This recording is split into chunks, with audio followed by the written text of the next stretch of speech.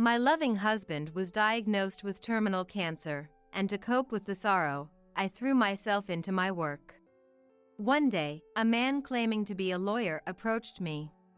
"Your husband has submitted a request for $5 million in damages. Are you having an affair while he's sick in the hospital?" The man smugly presented photos claiming to be evidence of my infidelity, but I had no idea what he was talking about. "We've already gathered evidence proving that you're the woman who's too busy dating to care for her sick husband." I was taken aback by the man's arrogant words. What could this guy possibly know about me? Feeling as if he was challenging my entire life up until now, I decided to take the man to my home to show him the truth. Along the way, I didn't forget to give a secret signal to a middle-aged woman in the neighborhood as we passed by. "My name is Melissa, and I'm 27 years old. I currently run multiple web media platforms and make a living from it." What should I do about this?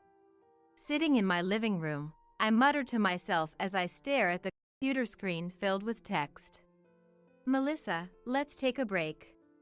My husband Kevin comes out of the kitchen and hands me a steaming cup of warm coffee. "Thank you."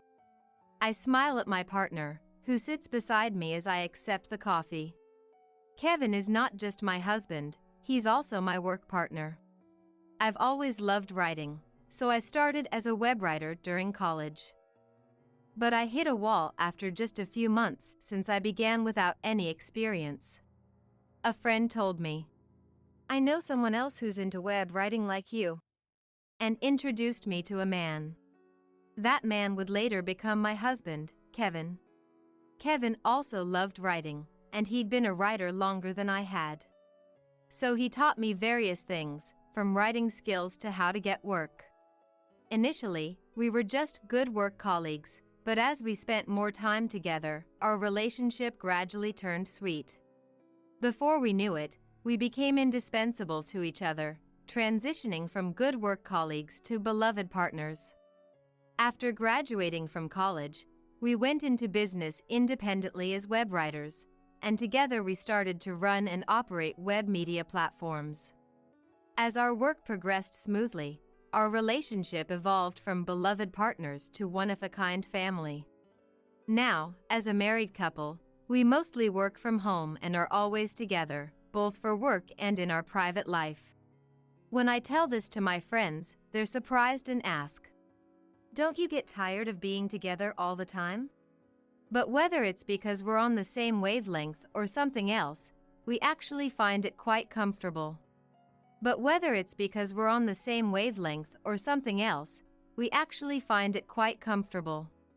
It's probably also thanks to Kevin's calm and gentle personality. I never doubted for a second that my life with my loving husband would continue forever. One day, prompted by a friend, we decided to go for cancer screenings. We often joked that, "We're both so healthy, sickness isn't even in the picture." But with a friend's relative getting diagnosed with cancer, we thought this was a good time to get checked. As it turned out, I was fine, but Kevin needed further testing. By this point, a sense of unease had already set in. Kevin kept saying, "I'm fine, nothing's going to be wrong." But I couldn't shake off my worry. Then the detailed test results came back. Kevin had cancer. Moreover, the doctor told us it was at an advanced stage because it was detected late, and I collapsed right there and then. "Kevin has cancer? And it's advanced?" We'd had yearly checkups and nothing had ever seemed off. Sure, he had some cold-like symptoms once in a while, but Kevin always said, "I can work from home," and never really went to the doctor. If only I had noticed something back then. Regrets kept flooding my mind, but then the overwhelming fear that he's going to be gone hits me and I can't think of anything else. Kevin was admitted to the hospital immediately, and I visited him every day during my work breaks. When I came to see him, Kevin always greeted me with his calm smile. He would even happily ask about the progress of our work that we'd both put so much effort into. Seeing his face made me think, I have to protect this job no matter what. And even as I wiped away tears, I kept working. But every time I let my guard down, the fear that Kevin might be gone consumed me. To distract myself from the sorrow, I took on a part-time job at a nearby supermarket in addition to our web media work. Days went by like this, and a little time passed. As usual, I visited Kevin in the hospital, finished my shift at the supermarket, and was on my way home. When I get home, I need to do the web work and also clean the house. As I was walking and planning out what to do next, suddenly the world in front of me starts spinning, and I sit down in a panic. What's happening? I feel sick. My vision continues to spin and cold sweat won't stop. Feeling helpless, I sit there and suddenly hear a surprised, "Huh?" A concerned person is hurriedly approaching. A gentle hand is placed on my slumped shoulder, and a kind voice asks, "Are you all right?" Looking up, I see an unfamiliar middle-aged woman looking at me with concern. "I'm feeling a bit unwell, but I'll be okay," she mumbles, trying to stand up despite her spinning vision. But the woman who catches me says, "Come this way." She almost drags me along to someplace. We arrive at a familiar suburban house. "Where is this?" Gazing vaguely at the house, the woman says, "This is my home. Rest here for a while." She takes my hand and leads me inside. Despite it being our first meeting, her warm hand oddly comforts me, and I follow her in.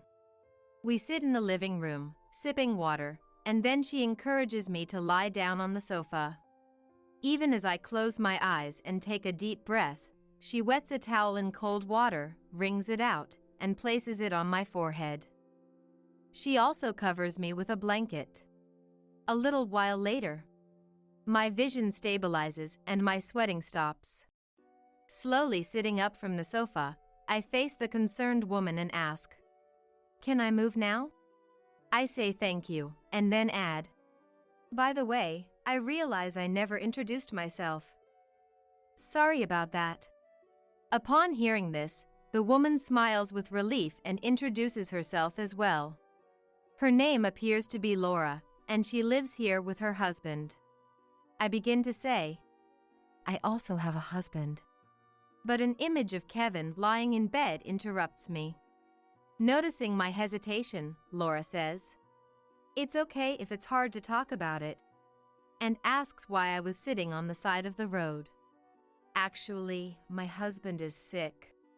I slowly tell her about Kevin's illness, which I hadn't even shared with friends, and how I've been overexerting myself with work to distract from the sadness. Laura hugs me tightly as I choke up and finally shed tears, saying, "It's hard, isn't it?" She cries along with me. Later, I find out that Laura's house is very close to mine. What's more, our house is apparently known in the neighborhood as the wealthy couple's house due to its size.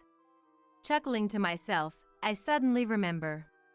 When I used to walk around the neighborhood with Kevin, people would often strike up friendly conversations with us. It feels like things have become distant since Kevin got hospitalized. Laura tells me, "People thought you two had separated and didn't know how to approach you." Through meeting Laura, my days slowly start to change. I get to know the neighbors I'd previously avoided, and we start gathering at our houses for tea. And every time I struggle to watch Kevin's health deteriorate, Laura is always there to hold my hand and encourage me with her warm touch. Then, one day, Kevin received permission for a temporary return home, marking a long-awaited moment. A temporary return home. These words signal the last moments we'll get to spend with Kevin. I decided to make the most of this time and fill it with smiles. "So Kevin, now that you're home, is there anything special you want to do?" First thing he says, "I'd like to see Laura." While Kevin was hospitalized, I had told him how Laura and the neighbors had been taking good care of me during my daily visits. To fulfill Kevin's wish, I let Laura know we'd be stopping by. On our way, a quick glance at Kevin revealed a certain resolve in his face as he stared straight ahead. We arrive at Laura's, who welcomes us with her ever-present warm smile. She takes Kevin's hand and says, "You really are loved." Her eyes meeting mine as she smiles. Feeling a bit embarrassed, I tell Kevin, well, you know, our eyes meeting, his face a mix of laughter and tears. During a break in the conversation, as I'm about to head back to the living room from the restroom, I overhear Kevin's earnest voice from the other side of the door. I listen closely and realize he's talking about me. "Please look after Melissa when I'm gone." Hearing those words, I felt a stinging pain at the back of my nose and realized tears were falling. So that's why Kevin wanted to come here. Hearing Laura's gentle, "Of course." I couldn't stop my tears. Not much later, my husband Kevin drew his last breath. While I was prepared for it, the sense of loss hit me harder than I had imagined. Laura and our neighbors kept encouraging me during my grief. After some time had passed, a renewed sense of purpose pushed me to resume my career. I even continued my part-time job at the supermarket, thinking, I need to keep moving forward. And life went on, just like that, for about 2 years. As I finished my shift at the supermarket, stretching my tired body, a voice came from behind. "Excuse me." Startled, I turned around to see a serious-looking man wearing glasses. Did he lose his way? Without much thought, I asked, "Can I help you?" Clearing his throat, the man smiled softly and spoke. "I apologize for the sudden intrusion. I'm a lawyer." "You're Melissa, correct? May I speak with you?" "A lawyer? What could he possibly want with me?" Though I was puzzled, I agreed to listen. "Sure. You see, your late husband Kevin has left you a settlement of $5 million. I was surprised when the man claiming to be a lawyer mentioned Kevin's name. Even more startling was the word compensation, almost causing me to drop the bag I was holding. "What? No, there must be some mistake." "Ma'am, we have all the evidence. While your husband is in the hospital, you've been having an affair, haven't you?" The man, smirking, started to talk and pulled out his smartphone. He showed me a photo. "What is this?" The photo showed a man and a woman, arms linked, walking away from the camera. I must admit, the woman in the photo bears a slight resemblance to me. But it's definitely a case of mistaken identity. "That's not me, and I don't know that man. Besides, my husband passed away 2 years ago." I laid out the facts and was about to walk away when the man suddenly raised his voice to stop me. "Lies about him being dead won't work. We already know you've been dating around while neglecting your sick husband." I was stunned. I remembered the days when I was rushing to Kevin's hospital every day and working non-stop. What could this guy possibly know about me? I wondered, isn't it common sense for a real lawyer to offer a business card? And shouldn't he have notified me through documents or a phone call rather than meeting me in person? I shook my tired head and stared at the man. He wasn't going to back down. Realizing we wouldn't reach a conclusion, I decided it would be quicker to just show him. "Please come this way." I invited the man into my home. In hindsight, it was a bold move, but I felt emotionally charged, like he was negating my entire life. As I walked home with the man, I crossed paths with Laura, who was holding a shopping bag. Laura looked surprised, but understood something when I raised my palm. She acknowledged and returned the gesture. I opened the front door and ushered the man inside. Clearly thinking he'd successfully manipulated me, the man enthusiastically said, "Let's discuss the paperwork inside." Ignoring him, I led the way to a certain room. "Please come in." It was a room with a memorial altar.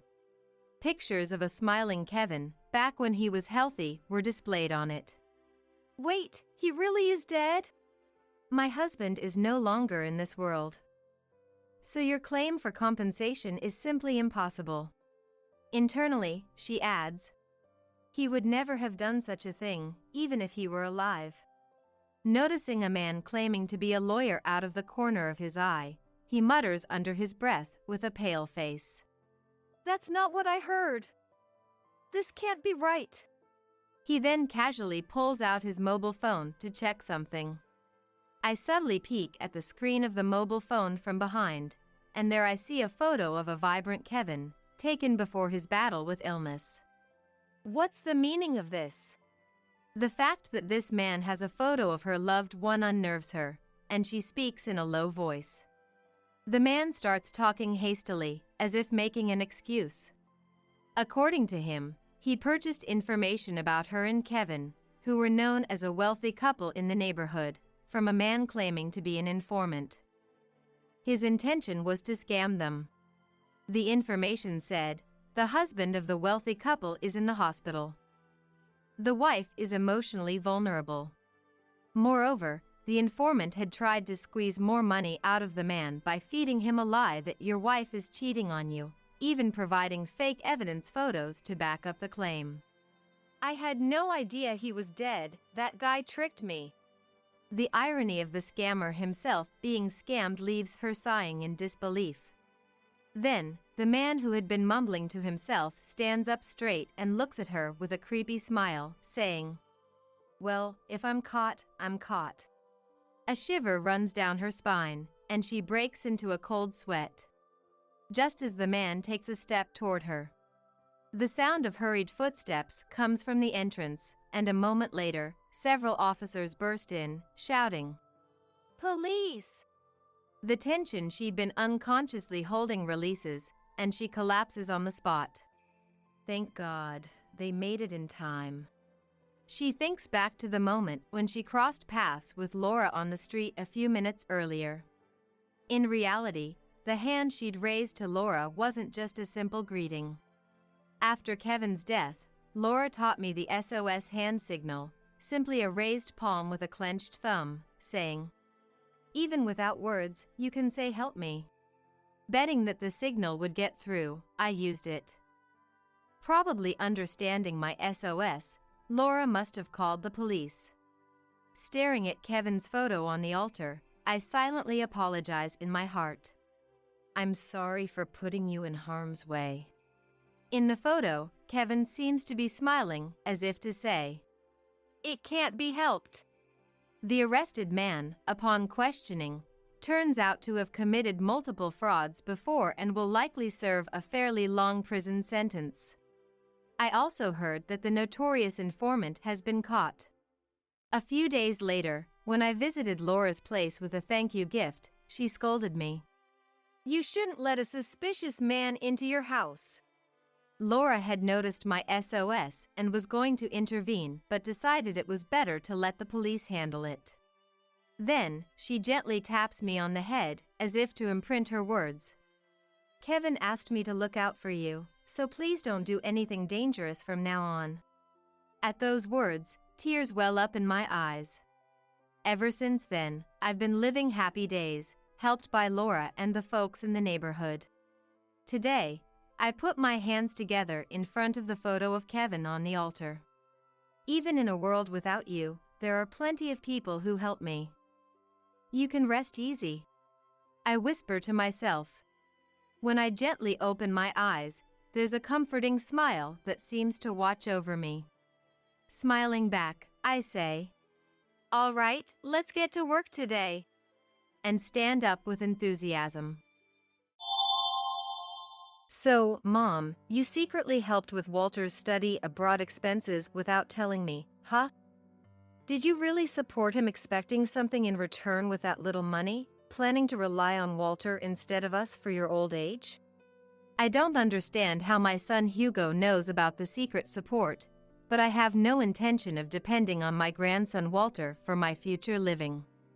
Yes, I did support him. But that was with personal money from Scott and me. You have no right to nag about it. And what's wrong with helping Walter? Deciding it's less trouble to be honest than to awkwardly deny and keep secrets, I replied assertively to Hugo's high-handed attitude.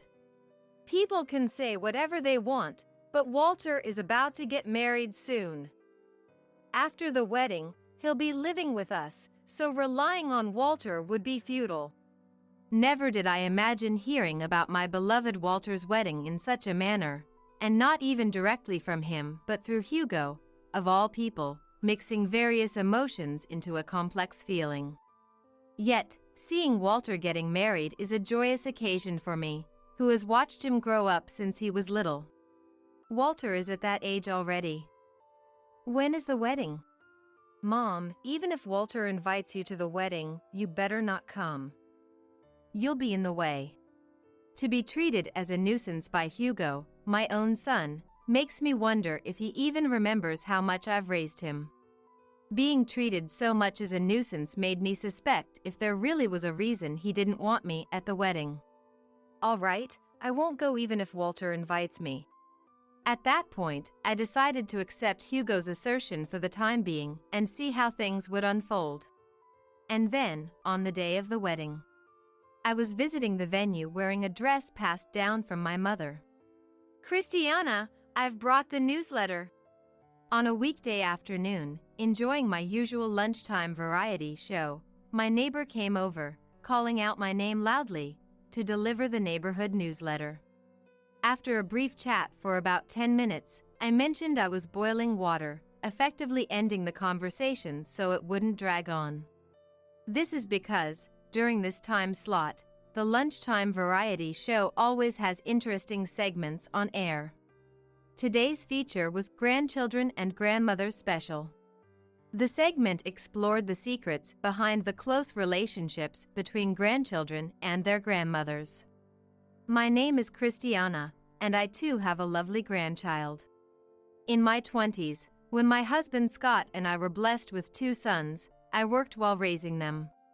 After our sons grew up and became independent, Scott and I looked forward to spending a quiet retirement together, blessed with grandchildren, enjoying a typical happy life. One day, our eldest son's family, specifically our grandson Walter, who was still a college student at the time, came to stay at our house.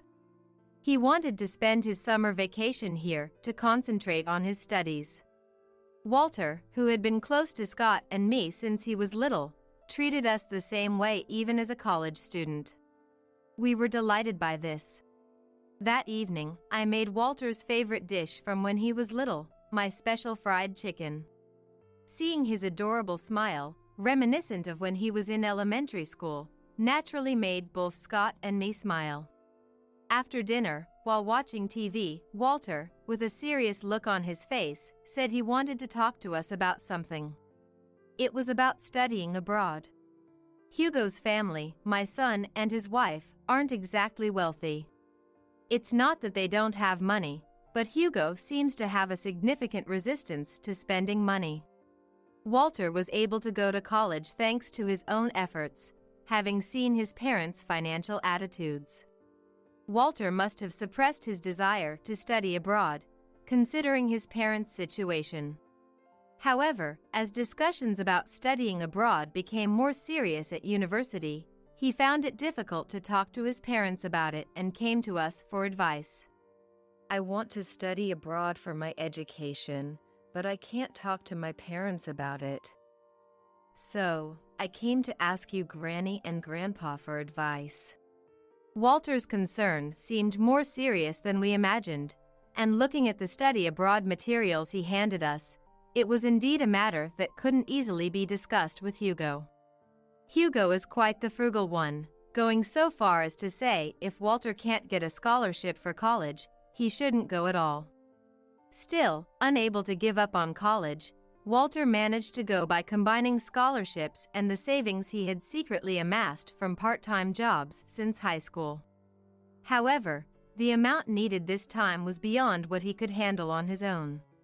Walter's grades in college were excellent, and the school offered some support, but the amount he had to pay out of pocket was far more than a college student could afford. That's why he came to us for help. After some thought, Scott and I decided to secretly use some of our retirement funds to cover the rest of Walter's study abroad expenses without telling Hugo. Even though we discussed it, are you sure this is all right? This money is for you from both of us, okay? It's fine, it's for your sake, dear Walter. Besides, you have a future. It's better for you to use it than for us. Thanks to our support, Walter was able to fulfill his dream of studying abroad. A few years later, sadly, Scott passed away due to a chronic illness, and my two sons are now arguing fiercely about my future care. The younger son and his wife, currently living abroad due to work, think it would be difficult for me, now elderly, to move and live overseas. When this was brought up, Hugo, the elder, accused the younger of trying to push the responsibility of my care onto him. I don't want to do it. Taking care of Mom in her old age? We've got our own family's livelihood to think about. And if we have to add Mom's care into the mix, do you have any idea what will happen? It pained me to see my sons arguing loudly, especially since their argument was about my future care. Both of you, I'm fine on my own. Besides, there's no need for you to fight over me. I told the two of them that if it came to this, I would make it clear that from now on, I intended to live by myself. However, when Hugo heard my words, he pressed me further as if he had remembered something. Speaking of which, Mom, you secretly supported Walter's study abroad expenses, didn't you? Did you support him with such small change expecting a return, planning to rely on Walter instead of us for your old age? I don't know why Hugo knows about the secret support for Walter's study abroad expenses, but I have no intention of relying on Walter for my future life. Yes, I did support him. But that was with personal money from Scott and me. You have no right to nag me about it. And what's wrong with helping Walter? Deciding that it was less trouble to be honest than to deny and keep secrets, I responded boldly to Hugo's aggressive attitude. You can say whatever you want, but Walter is about to get married soon. After the marriage, he'll live with us, so relying on Walter would be pointless. Never would I have imagined learning about my beloved Walter's marriage in such a manner, especially not from Hugo instead of Walter himself, mixing my feelings with various emotions. Yet, for me, who has watched Walter grow up since he was little, nothing could be more joyous than his marriage. Walter is already at that age, huh? So when is the wedding? Don't you dare come to Walter's wedding, Mom, even if you're invited. You'd just be in the way. To be treated like a nuisance by Hugo, my own son, makes me wonder if he remembers how much I've done for him. Being treated this way makes me suspect there must be a real reason he doesn't want me at the wedding. Understood, I won't go even if Walter invites me. At that point, I decided to accept Hugo's assertion for the time being. And then, as time passed, on the wedding day itself, I arrived at the venue in a dress that had been passed down through my family for generations. Guests of Walter and the bride, Marion, were gathering one after another at the reception venue. Among the guests were classmates from their student days and colleagues from work, various people who came to celebrate their marriage. I was told that I had to show the invitation at the reception to enter, so I headed to the reception, where I saw Hugo. Seeing me, who was not supposed to be here, Hugo became furious with a terrible look on his face. You promised not to come even if invited. Why are you here? I led him away to a secluded spot in the venue to avoid disturbing the other guests with a loud voice, and we started to talk. Indeed, I said I wouldn't come on Walter's invitation. But I am here at the invitation of the bride, Marion. I haven't broken any promise. I left Hugo, still angry, saying that I couldn't be late for the ceremony and didn't continue the conversation, quickly leaving the spot. All the guests gathered in the venue, and the ceremony was about to start. I sat in the seats for Marian's guests, eagerly awaiting the appearance of the couple. Feeling unsettled, I caught Hugo's eye as he sat on the groom's side. Seeing me sitting on the bride's side, as I had said, he seemed confused, and despite the joyous occasion of the wedding, he looked somewhat perplexed. I decided to leave Hugo be for the moment and enjoyed lively conversations with the guests invited by Marian, sitting on the bride's side as well. Mom, why did you come? We have to get you to leave before the reception starts. As the ceremony began and the bride and groom appeared in beautiful white attire, the venue burst into applause and cheers. I, too, found myself unusually excited by the sight of the couple's beauty, sending them applause as hearty as anyone else despite my aging body. When they stood before the priest and pledged their eternal love as a family, I was moved, remembering Walter as a small child and marveling at how he was now getting married. It was a moment that made me feel the passage of time. Surrounded by a large gathering of guests, they exchanged a kiss of commitment. I suddenly remembered my own wedding with Scott. Celebrated amidst many guests, a day so moving I couldn't stop my tears. And now, at Walter's wedding, I find myself unable to stop the flow of large tears. To experience this emotion again, this time at my grandchild's wedding, made me think that living a long life is indeed worth it. After the ceremony ended and the bride and groom had changed, the reception was about to start. Preparing for the reception, I went to the restroom before returning to the venue, but just before entering, I was stopped by Hugo. Without saying anything, Hugo pulled me into a family room and suddenly confronted me. "Why are you sitting on the bride's side? I told you right from the start that I was invited by Marian. How many times do you need me to say it before you're satisfied?"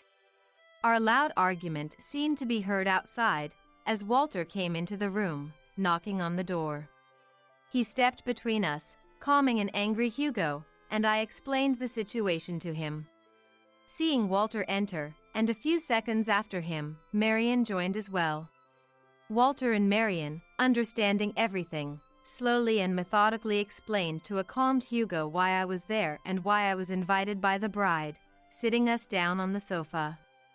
First, why I'm at Marian's wedding reception on her invitation is because I was Marian's middle school teacher.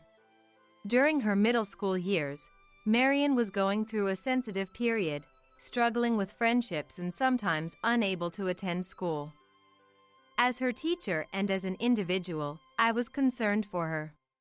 I visited her house several times to listen to her, calling out desperately through the door even if she wouldn't come out. Marian, who wouldn't respond to her family's questions, opened her heart only to me. Thanks to that, I was able to understand the cause of Marian's friendship troubles. It was a misunderstanding between them, and I helped them reconcile their friendship. Afterward, I helped Marian catch up with the studies she missed during her absences from school by tutoring her one-on-one after school hours, allowing her to successfully get into her desired high school. I vividly remember her saying to me at her high school graduation, tears in her eyes, "Miss Christiana, you saved my life." Even after that, Marian often sent me letters, seasonal greeting cards at the end of the year, and birthday cards, maintaining our exchange without meeting in person. I knew from her letters that she was in a relationship. Marian met Walter in the same international student team at university. They went on dates, sharing stories about school and their personal lives, gradually growing closer until they naturally became a couple. When Walter was deciding on the guest list for the wedding, he thought of inviting longtime friends, which is how my connection with Marian came to light. Walter had intended to invite me from the start, but was mistakenly informed by Hugo that I was too ill to attend the ceremony. However, Marian had sent the invitation to me before Walter did, and she had already received my RSVP to attend, which caused some confusion. However, I had felt uneasy knowing that Marion, who had sent an invitation to me before Walter did, had already received a confirmation of attendance. So, to greet and verify the facts, the two visited my house with a gift and discovered the true nature of their unease. Was everything Dad said a lie? And to do such a thing on our own wedding day? Walter, having heard the story from me, was furious and suggested a plan to teach him a lesson. For that purpose, I decided to attend as a guest on Marion's side, and we made it our secret not to reveal my attendance to anyone until the day of the event. Now, as we are here at the wedding, the time has come to execute what we have thought and decided. Dad, I'm sorry, but the talk about living together after getting married is off the table now. We've decided to live with Granny. Walter expressed his intention to Hugo to cancel the planned cohabitation with his parents and instead live with me. Granny is a very important benefactor to Marion. Why do you act so high and mighty, threatening not to come to the wedding and disregarding such a person? I'm sorry to Hugo, but Christiana is a lifesaver to me. Without Christiana, I wouldn't have met Walter. I would have remained in a hopeless situation. Granny is more important to us than you, Dad, and the others. That's why we decided to live with Granny instead of you. Hugo was speechless and overwhelmed by Walter and Marion's unexpected declaration. Walter, why would you say something like that? If you live with Mom, the two of you will have to take care of her. Are you sure about that? It's not just that Dad doesn't want to live with Granny, right? You don't want to take care of her yourself, and on top of that, you think Granny has no money because you gave me some. It seems Walter's words were indeed true. As Walter lectured, Hugo's face became flushed, and his irritation became evident. Such a thing is impossible.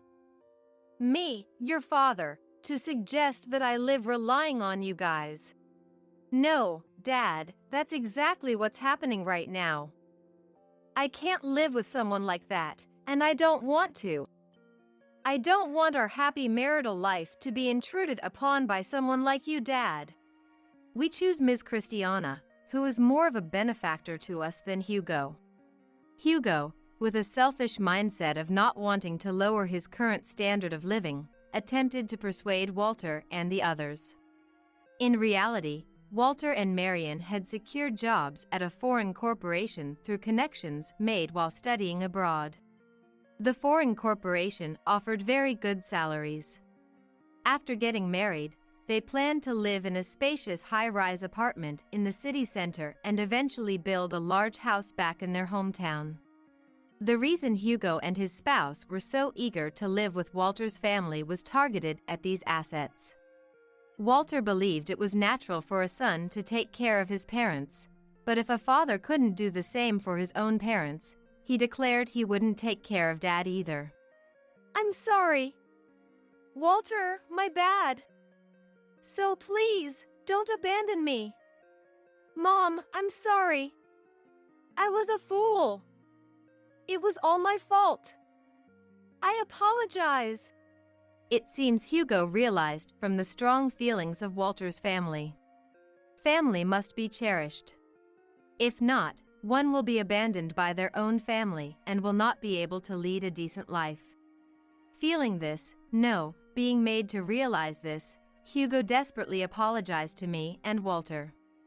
But, of course, Hugo's apology meant only to protect himself, held no meaning, and not just to me, but to his own son. Please, say no more. Walter quietly refused Hugo's plea for forgiveness and said nothing more. However, his expression conveyed a wish that he no longer show an embarrassing side as a father. Seeing his face, Hugo understood everything and without saying anything further, just lowered his head, leaving all decisions to Walter. The issue with Hugo was temporarily resolved, and it was discussed that the upcoming reception should carry on as if nothing had happened, not wanting to spoil the atmosphere of the venue or the mood of the guests. We want this wedding to be something special. Despite everything, we want it to end with smiles. So, please. And I'm asking too. I want the ceremony to be a success no matter what. So, I want us to welcome the reception with smiles. Please, help us. Touched by Walter and Marion's earnest request, I agreed to their proposal and promised to act as if nothing had happened at the reception to avoid confusing the guests. The reception went smoothly, and Hugo sat quietly on the groom's side, watching the couple in their new outfits being celebrated by the guests around them. Various events were prepared for the reception, and the Walter couple enjoyed them while moving through the program. Finally, they walked down the aisle prepared outside, and Marion, the bride, performed the bouquet toss. Here it goes! Catch! The pink bouquet flew through the air, drawing a beautiful arc, and somehow it reached me. I haven't held a bouquet since my own wedding, decades ago. Is the wedding god suggesting I find someone other than my late Scott now? Miss Christiana! Amazing! I really shouldn't be keeping this. As I attempted to return the bouquet to Marion, she quietly grasped my hand to stop me, indicating her agreement. Please keep it, Miss Christiana. With this, you can be happy with Scott forever. And if you keep it, it feels like we will be happy too. Marion's words gently touched my heart, and tears welled up in my eyes. Moved by my tears, Marion, and surprisingly Walter too, had tears in their eyes, creating a peculiar scene where only the bride, groom, and I were crying, observed by the surrounding guests. The ceremony continued with laughter and tears and concluded successfully with the departure of the bride and groom. Following the ceremony, as I had promised Hugo, Walter and Marion started living with me in their new home. Are you sure about this? It's your new home and your newlyweds. Won't I be in the way of your married life? Not at all. We decided this together, and living with you, Miss Christiana, is like a dream come true. Marion answered brightly and innocently, and Walter, who had just returned to the living room from unpacking, added with a smile. Granny is our benefactor. If Granny hadn't provided the money for my studies, I wouldn't be where I am today, and this marriage wouldn't have happened. I'm truly grateful. Receiving heartfelt thanks from the two I've known for so long made my eyes well up, perhaps due to my age. I hadn't felt so happy to receive words of gratitude since my late Scott told me on our first wedding anniversary. Thank you for marrying me. Ever since. Perhaps, when my time comes, I will remember Scott and these two. I'm so glad they've grown into such kind-hearted individuals. It feels as if their happiness is my own. And now, Dad has also promised to send monthly allowances to Granny and help with daily life, showing his remorse. It finally feels like everything has turned out well. Since the wedding, Walter had been intentionally avoiding contact with Hugo and his wife. However, fearing that he might be completely abandoned, Hugo promised to send money every month and assist with living expenses to maintain their relationship. Still, he prepared a somewhat forceful measure, warning that if something happened to me when he wasn't looking, he would completely sever ties. May I also say something? Both of you, thank you for growing up so splendidly since those days. Thank you for thinking so much of me. Truly, thank you. I couldn't help but hug them both. Overwhelmed with joy, I hugged them a bit too tightly without realizing it. In response to their gestures, I hugged them back tenderly, feeling a breeze of happiness flow through our new home, still dotted with cardboard boxes. I've made a certain decision about living with these two. I'm going to be a powerful granny. Living so robustly that I won't need any care, not touching the money sent to me, but secretly saving it for my great-grandchildren to use one day. And I plan to live long enough to see my great-grandchildren grow up and marry someone special, just like these two.